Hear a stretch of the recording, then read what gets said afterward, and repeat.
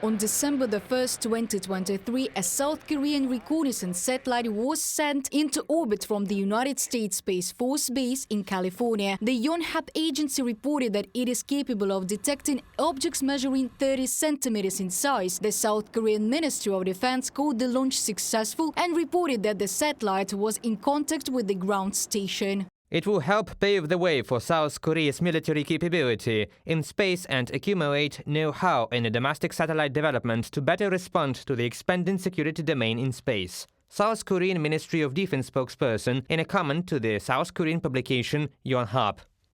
Since the beginning of 2022, North Korea has conducted about 100 ballistic missile tests. Seoul claims that Moscow provided Pyongyang with military technology in exchange for arms supply. Washington sent nuclear-capable Boeing B-52 Stratofortress bombers to the Korean peninsula to demonstrate the U.S. Air Force's readiness to repel a North Korea strike. According to former United States Chairman of the Joint Chiefs of Staff Mark Milley, the United States has already stationed 28,500 troops on the peninsula to protect South Korea, and another 56,000 are in Japan. The North Korean regime is entirely responsible for the whole of this situation, and if North Korea makes any additional provocation, our military will immediately and vigorously punish North Korea based on the firm South Korea-US joint defense posture.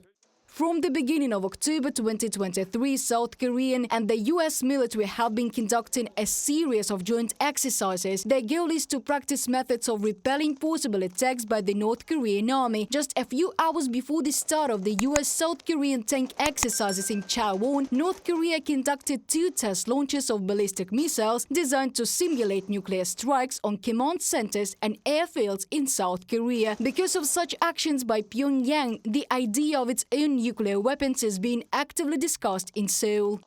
Frequent polls show a strong majority of South Koreans, between 70% and 80% in some surveys, support their nation acquiring atomic weapons or urging Washington to bring back the tactical nuclear weapons it removed from the South in the early 1990s, from Associated Press publication. On November 13th, 2023, the Minister of Defense of South Korea and the head of the Pentagon signed an agreement in which Washington pledged to mobilize its entire military potential, including nuclear, to protect its ally in the event of aggression from North Korea. Reported by Diana Kolesnik, Христина Домбровська, UATV News.